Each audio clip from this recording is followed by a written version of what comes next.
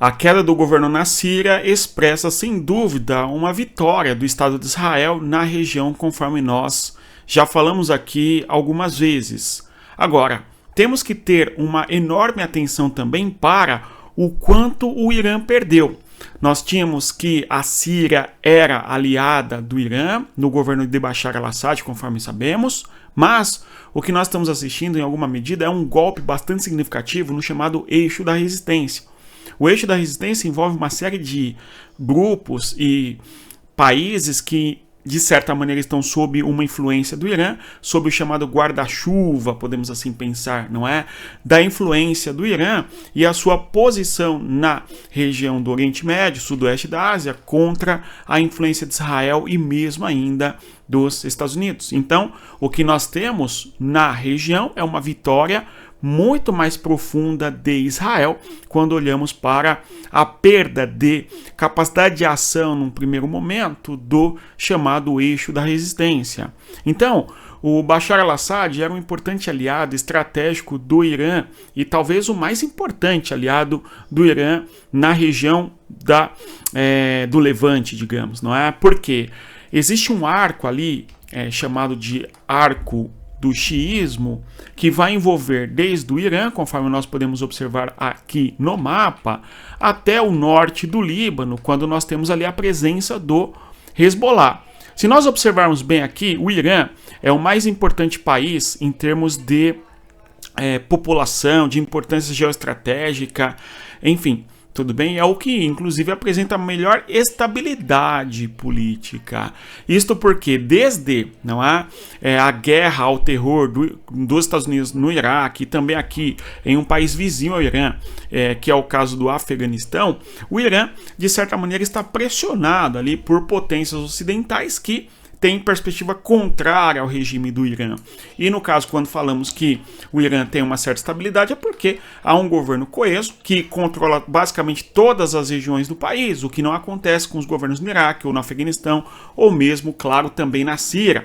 E a profunda divisão que existe no Líbano. Então, de todos os países da região do Oriente Médio, o mais estável aí, certamente é o Irã em termos de poder consolidado da sua elite governante, não é? E também no que se refere aos países do eixo da resistência, assim chamados, o Irã é o mais notável por conta do poderio que tem, econômico, não é? E também demográfico, enfim, tá?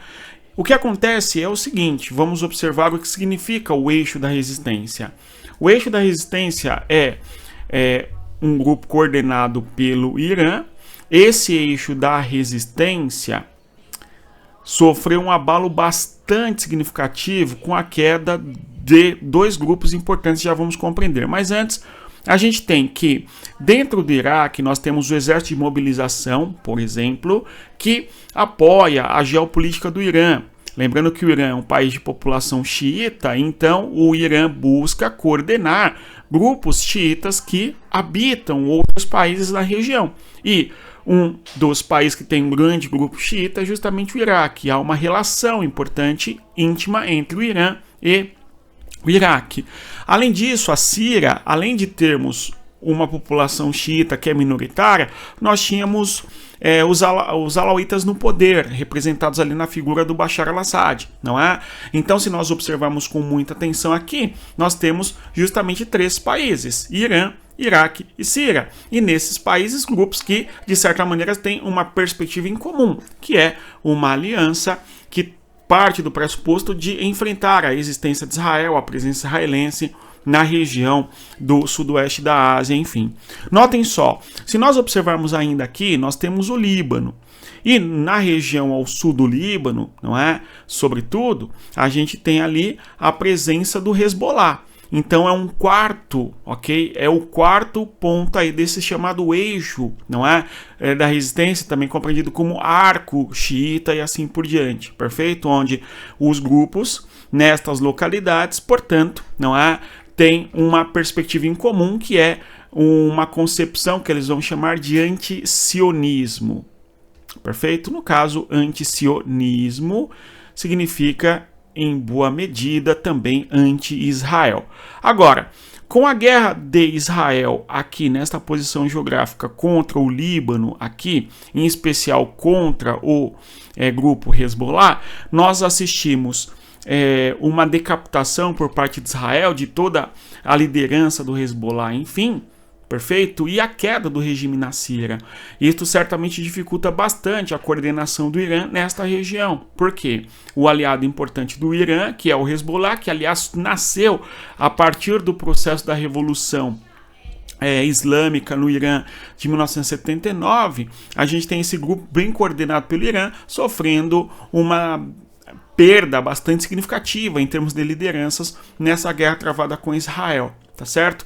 E quando olhamos para a queda do governo sírio, a gente tem um outro problema para o Irã nessa sua coordenação local, regional. Por quê?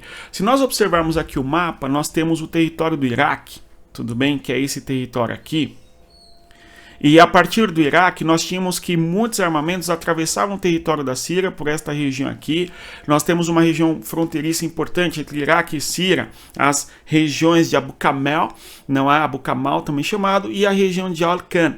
E por esta localidade você tem uma estrada de travessia importante entre o Iraque, as conexões entre Iraque e Síria. E a partir da Síria, todo um apoio logístico para o Líbano, se nós observarmos aqui. Não é? E, eventualmente, este apoio logístico, militar, enfim, do Irã, passando pelo Iraque, chegando pela Síria, até o território do Líbano, ali para abastecer o Hezbollah, enfim, a gente observa que esta passagem estará fechada, portanto. Então, o acesso do Irã, portanto, ao território sírio será muito mais difícil, porque o governo aqui sírio tende a ter uma perspectiva hostil, tá certo? Ao Irã, por exemplo, tudo bem? Então, quando nós temos Israel simplesmente ajudando na derrubada do governo de Bashar al-Assad, nós observamos, sem dúvida, um Israel minando um dos eixos de atuação desde o Irã para o Líbano e dificultando ainda mais este eixo que, na minha interpretação, ele foi talvez não quebrado, mas ele foi profundamente abalado com esse contexto todo aí da queda do governo de Bashar al-Assad. Então, o eixo da resistência não tem somente esses 4 atores: o Irã, o Iraque, a Síria e o Líbano.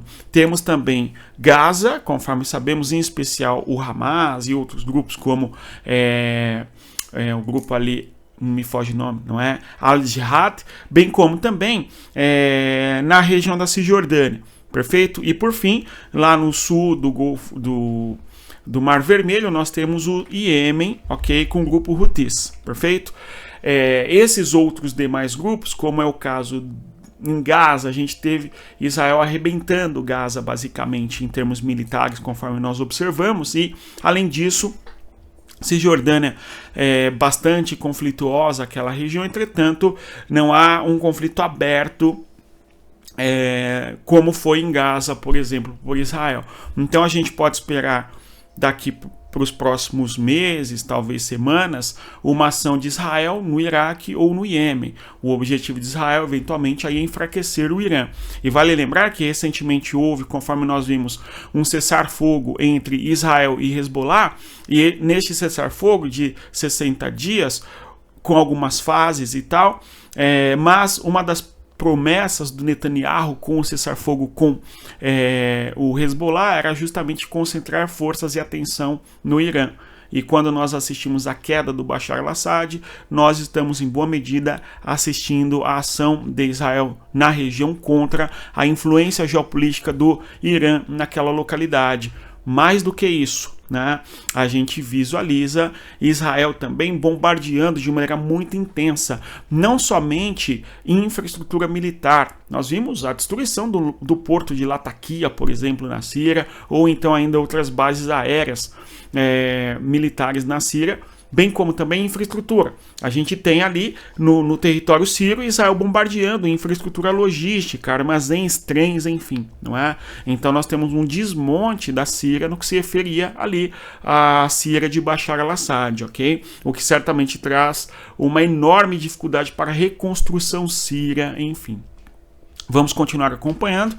Aqui é uma observação sobre o quanto Israel sai vitorioso com a queda do governo de Bashar al-Assad e o quanto o Irã sai menor, tá certo? Vamos continuar acompanhando. E claro, para o Irã isso está muito claro, até porque na quarta-feira nós tivemos uma mensagem do Ayatollah, né?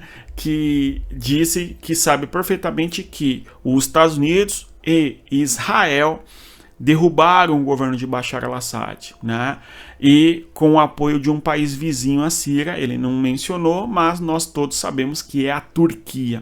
E nós falamos aqui também o quanto a Turquia tem pretensões e muita, né? Não é isso, atenção e interesse na Síria, enfim. Muito se fala da possibilidade da Síria mergulhar de maneira mais incisiva ainda numa disputa interna, numa possível fragmentação. Não há, é um cenário não muito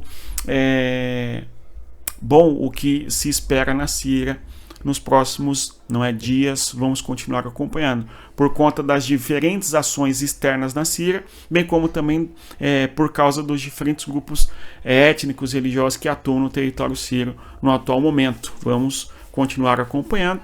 No mais é isso, se você chegou até aqui, eu agradeço a presença. Se o nosso conteúdo te faz compreender melhor o que ocorre na geopolítica, eu peço a você que deixe o like, se inscreva no nosso canal e divulgue o nosso conteúdo das pessoas que gostam de geopolítica e, obviamente, também, não é?